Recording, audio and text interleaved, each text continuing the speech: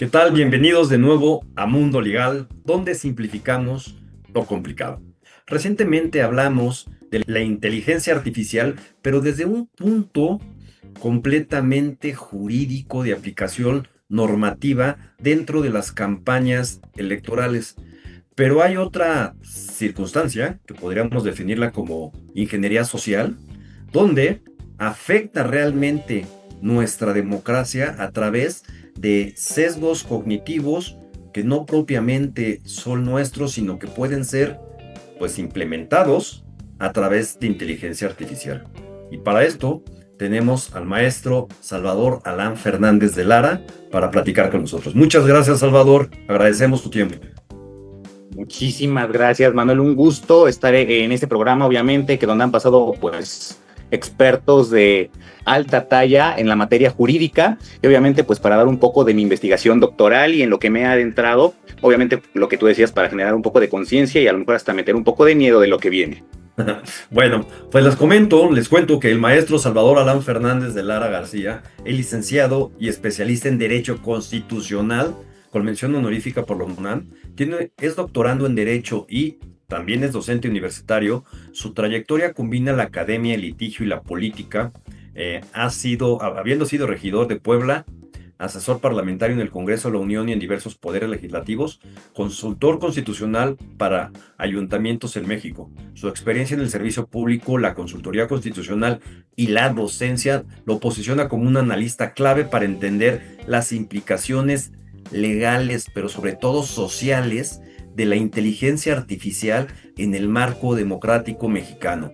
Muchísimas gracias, Salvador. Para empezar, ¿qué es la inteligencia artificial y qué es un algoritmo en el contexto del debate democrático? Perfecto. Para empezar, bueno, ¿qué es la inteligencia artificial, no? Y finalmente la inteligencia artificial es el hecho de que, pues, programadores hagan o traten de hacer que los sistemas computacionales razonen y, pues, resuelvan situaciones como lo podría hacer un ser humano, de forma muy racional, lógica, a través de pasos. Y obviamente se busca que esos sistemas computacionales se puedan asemejar al pensamiento humano. Ahora, en ese entendido, la inteligencia artificial va a utilizar algoritmos. ¿Y qué es un algoritmo? Porque lo escuchamos mucho en los últimos años. ¿Qué es un algoritmo? En principio, la palabra algoritmo viene de un matemático árabe que se llamaba Algorit, y eso, pues, castellanizándose y latinizándose, pues llegó a algoritmi y después a algoritmo. Finalmente, el algoritmo es un conjunto de pasos, pues, lógicos, pausados, para llegar a una solución, a una resolución en específico. Para empezar, una receta de cocina sería un algoritmo, así de sencillo. Entonces, obviamente, esto ha sido aterrizado al campo matemático y en específico de la informática para hacer que estas máquinas de inteligencia artificial, a través de estos pasos programados por seres humanos, puedan resolver situaciones. Evidentemente, esto ha generado, pues, primero, todo fue a través de las manos humanas, de la mente humana, de procesamiento humano, y todas las máquinas de inteligencia artificial son programadas humanamente. Pero, pues obviamente esto ha evolucionado a tal grado que la inteligencia artificial llega a un punto en el que se ha independizado de alguna forma o automatizado, porque finalmente van aprendiendo con el contexto y con la interacción, ya sea con otra inteligencia artificial u otras inteligencias artificiales, o con otros seres humanos. Entonces, o con los seres humanos, mejor dicho. Entonces, si el ser humano le está pidiendo a una inteligencia artificial que le diga, no sé, su música preferida, o que le ponga cumbiones, ¿verdad? Alexa, pues obviamente vas a ver, Alexa, que a mí me gustan los cumbiones. Y entonces vas a ver que a lo mejor me gustan los Temerarios. Entonces, ya con esto aprendió lo que me gusta y va a empezar a generar datos. Entonces, esto es muy importante porque finalmente va a empezar a trabajar de forma más automática, y que de hecho ha pasado que muchas inteligencias artificiales, bueno, no muchas, algunas, han tenido un poco de conciencia, que esto es erróneo porque así se dicen las noticias, pero bueno, finalmente implica que empiezan a tener como vida propia. Tan es así que han sido desconectadas. Sucedió en Google, sucedió en Meta, que es Facebook, Entonces, es algo delicado que hasta los propios desarrolladores de inteligencia artificial, pues dicen, estás generando un rebase y está haciendo algo muy peligroso. Y obviamente, bueno, dime. No, es que mencionaste una palabra que no quisiera que se me fuera y hablaste de inteligencias artificiales con conciencia, ¿no? Finalmente entendemos como conciencia la capacidad de identificarnos como propios y sentir frío, sentir enojo, sentir alegría. Y la inteligencia artificial nunca va a tener conciencia. Podrá simular conciencia, con lo cual nosotros empatizamos con ella y es justo ahí donde está lo peligroso. Todo el mundo estamos hablando de las grandes ventajas que pudiera tener, pero partiendo de que no tienen conciencia, o por lo menos no en los siguientes 30 años, ¿cómo ha impactado justo ya en los procesos democráticos? Entrando de lleno, la opinión pública, las campañas, la polarización, realmente es mucho más fuerte de un fake news y mucho más fuerte que el desplazamiento de la propia fuerza laboral inclusive, ¿no? Está cambiando o puede cambiar la forma en que nos percibimos como la sociedad, como sociedad y como semejantes. ¿Qué has investigado de esto, mi querido Salvador?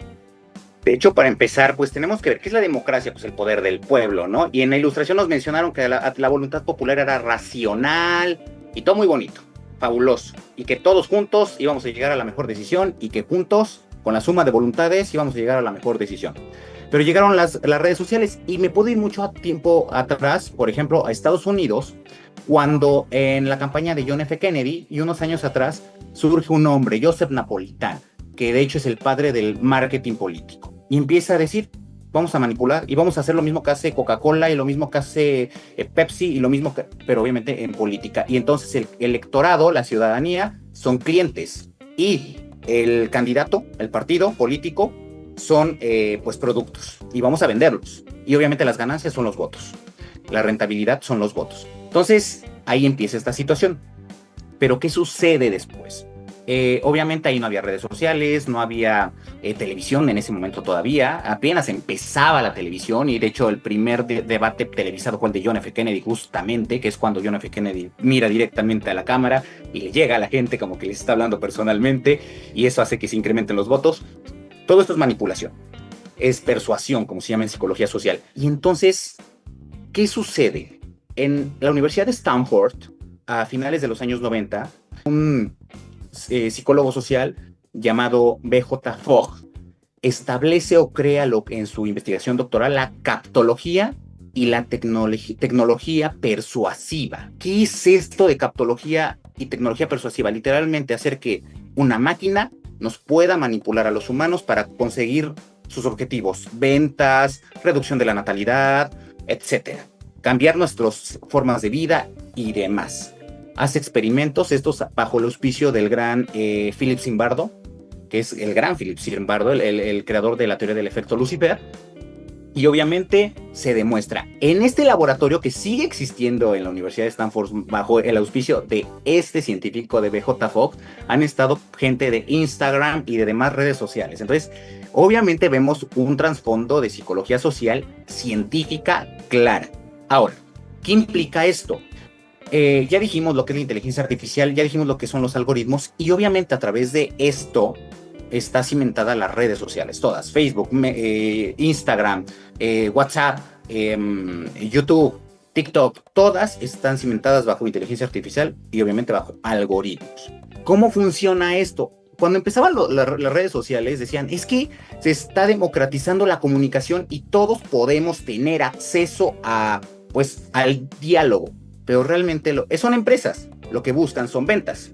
Y las ventas en redes sociales es generar la mayor interacción posible, es decir, que el usuario no se vaya de lo que está viendo. Por tanto, yo no me voy a ir si algo es interesante para mí. ¿Y esto cómo se logra? Muy fácil. Si con mis datos, yo como usuario en Facebook detecta que yo soy panista, ultracatólico, conservador, tradicionalista, pues obviamente me va a poner información a favor del PAN y en contra de Morena. Pero si ven que yo soy una persona de izquierda, radical, amlover, y que odio al PAN, me va a poner todo lo contrario. Por tanto, esto genera dos situaciones. Una, la polarización, porque finalmente yo creo que eso es correcto, y esto tiene un nombre en psicología social, es el sesgo de confirmación. Finalmente, los seres humanos tendemos a buscar cimentar nuestras creencias, y cuando nos dicen algo contrario a nuestras creencias, eso choca, se llama disonancia cognitiva. Entonces, para fortalecer nuestras creencias, tratamos de fortalecerlas y buscar argumentos lógicos que cimienten lo que nosotros creemos para sentirnos bien. Eso se llama sesgo de confirmación, es un sesgo cognitivo. Entonces, finalmente, al ponernos que el PAN es lo mejor si somos panistas, o que Morena es lo mejor si somos morenistas, va a generar que nosotros creamos que es lo correcto lo que pensamos, y por tanto va a cortar el diálogo y vamos a pensar que el otro es el enemigo, el que es contrario a mí es el enemigo. Y esto ya pasó, por ejemplo, en Myanmar, donde hubo un genocidio por esta situación. ¿Qué pasó en Myanmar? En Myanmar la mayoría de la población es budista, el gobierno es budista, y había una minoría Rohingya, se llama, que son musulmanes. Minoría poblacional, menos del 10% de la población. Entonces, los budistas empezaron a generar desinformación en redes sociales diciendo que la minoría musulmana iban a hacer golpes de Estado y no sé qué tanta cosa. Facebook no permitió que siguiera eso y lo distribuyó. Esto está documentado por Amnistía Internacional. ¿Qué generó esto? Que la mayoría de la población budista se encendiera, y obviamente generó que toda la gente, o mucha de la gente, y el ejército, que eran budistas, salieran a masacrar a miles de la comunidad Rohingya musulmana, y esto generó, pues obviamente, desplazamiento forzado, violaciones sexuales en contra de las mujeres de esa comunidad minoritaria, abuso sexual. Entonces, esto fue generado gracias al algoritmo de Facebook, y de hecho Facebook, Meta, lo aceptó. ¿Qué ha sucedido? Elección del 2016 en Estados Unidos entre Hillary Clinton y Donald Trump. Donald Trump utilizó dos situaciones. Cambridge Analytica, una empresa que ya tenía elecciones ganadas a través de la minería de datos y a través de la intervención, pues obviamente de las elecciones, y ya era algo probado. Utilizaban tus datos para ganar elecciones. Donald Trump contrata a Cambridge Analytica para difundir desinformación. Por ejemplo, que Hillary Clinton estaba coludida con redes de pedófilos, o que había situaciones satánicas y demás. Eso generó que Donald Trump creciera en las encuestas, pero también Donald Trump fue apoyado por la infiltración del gobierno ruso a través también de la minería de datos y de la inteligencia artificial para polarizar más a la sociedad, generando desinformación, postverdad y fake news. Tú sugieres que la captología explota una debilidad, ¿ok? Por lo tanto, ¿estás afirmando que el ser humano no es racional cuando consume redes sociales? Excelente pregunta, y ahí vamos a entrar y nos vamos a adentrar a la teoría que le hizo ganar a Daniel Kahneman el Premio Nobel de Economía, y que de hecho es el primer psicólogo que gana el Premio Nobel de Economía. Siempre lo ganaban economistas. Él es el primer psicólogo que gana el Premio Nobel de Economía. Denos 30 segundos para ir por nuestro patrocinador. Estamos de regreso de inmediato. Renta, la evolución del arrendamiento seguro. En los arrendamientos, la confianza no es suficiente. Se necesita certeza. Renta ofrece protección real para los propietarios y agilidad para los asesores inmobiliarios. Somos la única garantía que opera exclusivamente a través de profesionales inmobiliarios, asegurando un proceso impecable. No te conformes con menos. Visita www.renda.soy. Renda, la evolución del arrendamiento seguro. Y justamente es el de sistema 1 y el sistema 2. ¿Qué dice esta teoría del sistema 1 y sistema 2? Es del cerebro. Literalmente el sistema 1 es lento, racional, analiza analíticamente todo, ¿no? Poco a poco. El sistema 2 es rápido, y entonces es el que nos permite vivir. De momento viene un auto, me muevo, es instintivo. El sistema 2 es el que siempre está presente, el 1 no tanto. Entonces, Daniel Kahneman lo afirma en su libro Pensar rápido, pensar despacio. El ser humano es imperfectamente racional. Se deja, pues sí es racional, pero pues se deja guiar por sus instintos, por sus afectos, por sus odios, que no son racionales generalmente.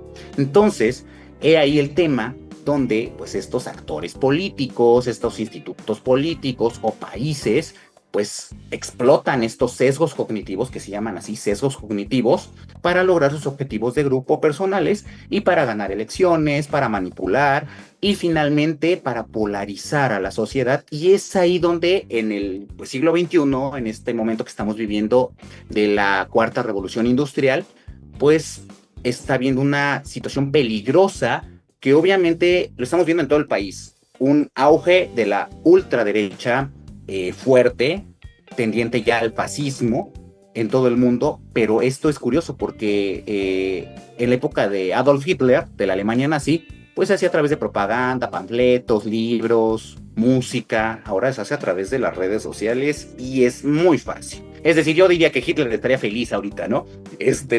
Teniendo todo esto a la mano. Y entonces, es ahí donde debe de entrar una regulación. Finalmente, el ser humano no es perfectamente racional y como no es perfectamente racional, pues la voluntad general menos. Es decir, tendemos a votar por nuestras emociones, porque odiamos al presidente saliente y entonces pensamos que este nuevo candidato es nuestra solución porque nos lo venden bonito, cuando a lo mejor es peor, pero tendemos a hacer esta situación de bueno, malo, la telenovela, la historia. Lo mencionaste hace un momento, pero sí quiero que seas lapidatorio. ¿La inteligencia artificial es una herramienta de liberación o de control? Depende. Okay. Pequeño detalle, o sea, es una línea ligerísima, delgadísima. ¿Por qué?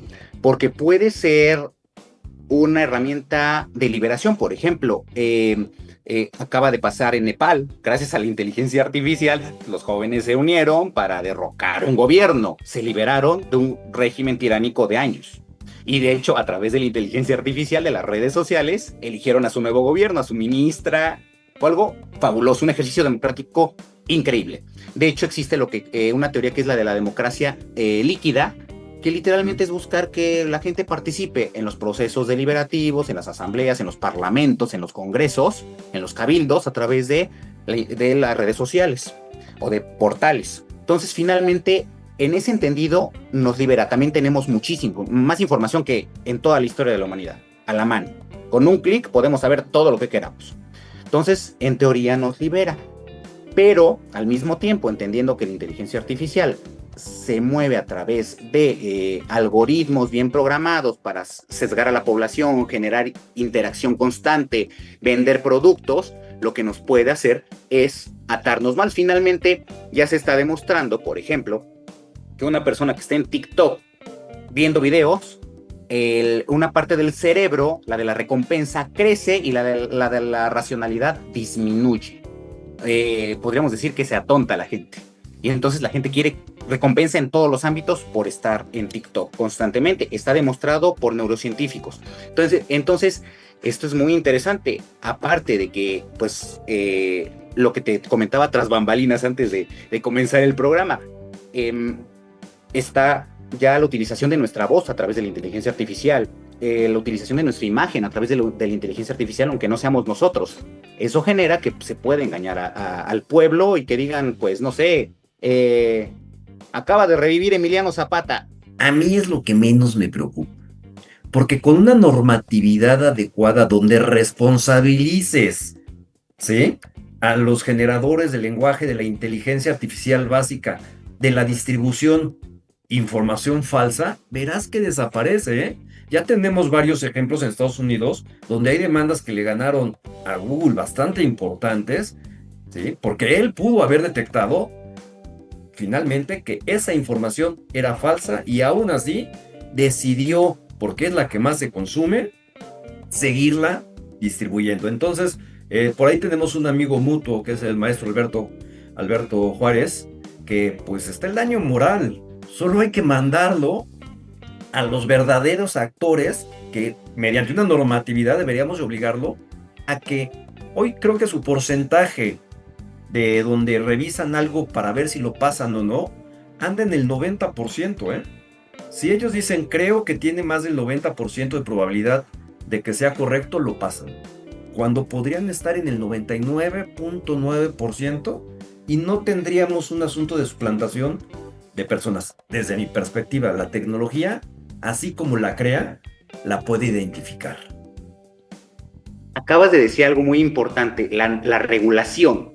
Lamentablemente hay dos situaciones. Una nacional. En México tenemos nula, muy poca reglamentación sobre esta materia. De hecho, hace 4 años, 3 años, yo trabajé como asesor en el Congreso de del Estado de Puebla, perdón, en el Congreso del Estado de Puebla, y siendo asesor, yo desarrollé, fue mi idea, le dije a la diputada con la que estaba, vamos a desarrollar una iniciativa donde, por lo menos en Puebla, se empieza a regular la inteligencia artificial por todo lo que estaba pasando y lo que está pasando.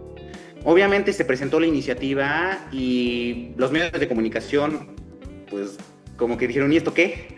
La tomaron como, pues, ¿quién sabe qué es esto?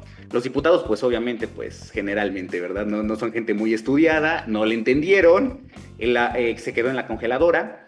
Y vemos ahorita ya no, ya la gente, los políticos están más enfocados en otros temas que en la inteligencia artificial, que ya es muy delicado. Ahora, si nos vamos a otros países como Estados Unidos, podemos ver que, por ejemplo, Donald Trump está impulsando el hecho de que lo que se hacía después de las elecciones del 2016, que le dieron la victoria a Donald Trump, legítimo y legítimamente, correcto o incorrectamente, pero se la dieron, empezaron campañas para que finalmente Meta, Google empezaran a controlar el contenido que se empezaba a generar a través de estas plataformas digitales.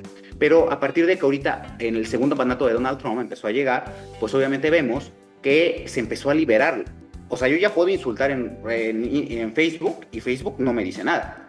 El propio dueño de Meta dijo, vamos a liberar esto, yo ya no vuelvo a censurar nada. He ahí el tema, y lo has mencionado, se necesita una regulación, pero finalmente también se necesita el compromiso político para hacerlo, sin ver más allá de tus intereses, porque Donald Trump está viendo por sus intereses. Entonces, y entender que pues esto trae una situación, o puede traer una situación catastrófica que puede poner en riesgo la integridad de la democracia y de la vida. Ya no hablamos obviamente del otro campo, que son los empleos, otras cosas, sino en la democracia puede ser un peligro. Entonces, es correcto lo que se tiene que hacer. De hecho, se tendría que reformar desde mi perspectiva hasta la norma fundamental, la Constitución, de ahí para abajo, generar una ley de inteligencia artificial o la reforma a la ley de humanidad, de ciencia y tecnología, para que ahí se mete a un capítulo entero de inteligencia artificial, porque finalmente, desde mi perspectiva, debe de haber un comité de inteligencia artificial en México que se regulen los inventos, como se hizo con los animales genéticamente modificados, que se llegó a un punto que dijeron, ya se prohíbe en todo el mundo, porque esto es muy peligroso, con lo que se ha hecho con las armas nucleares, que se ha regulado. Es lo que se tiene que hacer con la inteligencia artificial. Finalmente es muy delicado, que de hecho hasta está impactando al armamento. Hay armas que están siendo desarrolladas con inteligencia artificial. Entonces, si hay una mal programación, o si no solo la programación es mala, sino aparte de que la programación sea mala, de momento se automatizan, pues obviamente hay un peligro que puede generar, ¿no? Entonces, bueno, ese sería el sentido que yo tengo con respecto al impacto de la inteligencia artificial en la democracia. Pero pusiste un ejemplo terrible y te lo tengo que decir, Salvador. El ideario de Mark Zuckerberg hasta hace los últimos 5 años, que ellos como líder de Meta, tenía muy claro hacia dónde quería llevar la inteligencia artificial y cómo iba a ser liberalizadora y trabajar para la humanidad en general, y por actores políticos lo orillaron a cambiar completamente su dinámica. Entonces, el discurso de este hombre de antes al de hoy es otro. Es bien interesante cuando leemos su carta de intención de cómo generó Meta y hacia dónde iba, y a cómo fueron los políticos los que empezaron a llevarlo, los que estaban normando cómo querían que los empresarios actuaran en esta materia. Y lo dijiste ahorita, es gravísimo, gravísimo, porque al final del camino los puede rebasar. Estamos jugando con fuego. es la primera vez que el humano no es necesario ni como consumidor. Puede haber máquinas haciendo máquinas, consumiéndole a máquinas. Yo tengo este ejemplo, me gusta maravilloso. Se habló de inteligencia artificial. La primera vez que yo oí de inteligencia artificial fue en esta película de Matrix. Y cuando sale algo en el cine, ¿sabes cuántos años lleva de avanzada? Y esta película tiene 26 años, ¿eh? O sea, imagínate cuando nosotros ya estamos platicándolo como el día a día, en dónde estaba en otro momento. ¿No? Pero bueno, ya sabes que este tema es apasionante y además muy filosófico en todas las áreas. Yo la uso mucho en el negocio, pero le veo más problemas en este momento que beneficios. Yo sí la limitaría, perdón. Lo tengo que decir, normalmente no pongo mis posturas, pero bueno, más bien te estamos entrevistando a ti. Ya dijiste, reformas constitucionales, empresas tecnológicas versus los gobiernos. Y para ir cerrando, mi querido Salvador, tu mensaje final con respecto a la inteligencia artificial y cómo afecta la democracia, positivo o negativamente. Honestamente, actualmente, en este día del año 2025, totalmente negativo, porque no hay una regulación. Y hay algo, Manuel, que dijiste, nunca digo mis posturas, pero pues que se regule, pero finalmente somos abogados. Sabemos que todo es derecho y todo tiene que estar regulado, porque si no entramos en una anarquía y en una anomía, como diría Durkheim, ¿no? Entonces, finalmente, esto es nuevo.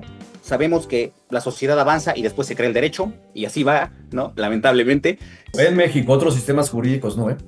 En otros sistemas jurídicos no, pero de hecho te puedo decir, por ejemplo, a nivel internacional, apenas hace 2 años se empezaba a crear la Carta para regular la inteligencia artificial, que es un tipo tratado internacional de buenos deseos. Apenas, cuando ya llevaba mucho desarrollo. Y apenas es eso, apenas se están poniendo de acuerdo algunos países para regularlo, que bueno, China ya lo está regulando, Arabia Saudita ya lo está regulando, que son países totalitarios, autoritarios, pero finalmente los países democráticos nos estamos tardando demasiado. Entonces se necesita regular.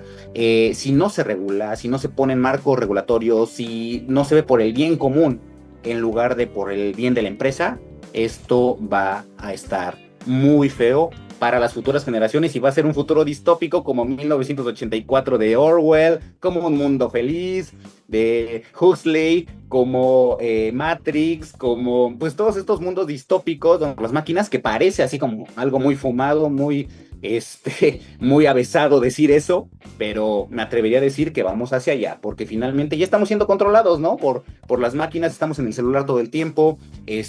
Si nos quitan el celular pensamos que ya se nos va la vida, nos quieren implantar un chip para pues manejar todas nuestras actividades bancarias y demás, y tener nuestro celular ahí y que el aparatito pues se desplace. No es teoría conspirativa, lo dicen los desarrolladores. Vamos para allá. Entonces, y sigan construyendo pues robots humanoides que traten de pensar y demás. Entonces, pues aquí lo único que queda es la buena voluntad política y la regulación. No hay más. El derecho. Para terminar, tú ahorita que estás en el tema de investigación, un par de libros, literatura que le recomiendes que no deben de perderse para no seguir o que queden fuera del contexto de la inteligencia artificial. Claro que sí. Obviamente, leer el libro básico que es Captología de J.B. Fogg, todos los libros de Yuval Noah Harari, pero sobre todo el último libro habla de esto, desde la creación de la reescritura, el libro, la Biblia, las Biblias, las partes de la Biblia, el mundo hebreo, el mundo cristiano, todo hasta llegar a la inteligencia artificial. ¿Cómo el libro ha generado esto? Sálvense quien pueda, de Andrés Oppenheimer, de hecho que fue de los primeros que empezó en un sentido periodístico a investigar desde la democracia, que de hecho ya ha habido un candidato en Japón que fue candidato de inteligencia artificial, que recibió creo que 3,000 votos, si no mal recuerdo, hasta no pues, programó bien su prom. Por ejemplo, exacto. Entonces, son los libros creo que yo ahorita básicos que se me vienen a la mente para entender de forma popular, fácil y flexible los perjuicios que está generando la inteligencia artificial ahorita en la democracia, en el campo político y en la sociedad. Listo, pues con eso terminamos. Muchísimas gracias, Salvador, por estar con nosotros, por tu pasión. De veras, pues ya veremos tu trabajo de investigación en algún momento. Espero que nos los compartas. Claro. Y pues te despedimos. Muchísimas gracias, Manuel. También a Alberto, el poderme permitir, pues, compartir esto, ¿verdad? Humildemente, lo poco que sé en el tema. Y pues, muchísimas gracias también con el auditorio, esperando que les haya gustado mucho. Pues gracias, con esto nos vamos el día de hoy. Esto es Mundo Legal, donde simplificamos lo complicado. Hasta la próxima.